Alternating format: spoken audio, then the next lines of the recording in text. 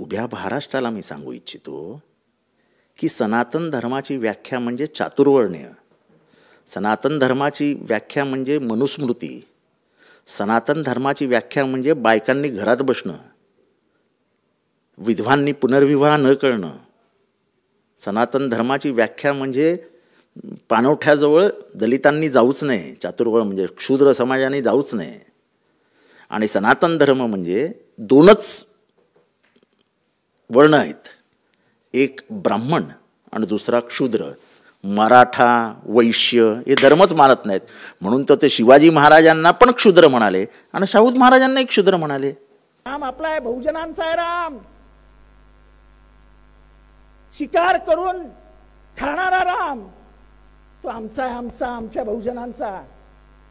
तुम्ही जिथे आम्हाला सगळे शाकाहारी बनवायला जातात की आम्ही रामाचा आदर्श पाळतो आणि आम्ही मटण खातो. हा रामाचा आदर्श. राम हा शाकाहारी नव्हता, तो मांसाहारी होता. 14 वर्ष जंगलात राहणारा माणूस कुठे जाणार हो ते शाकाहारी शोधायला?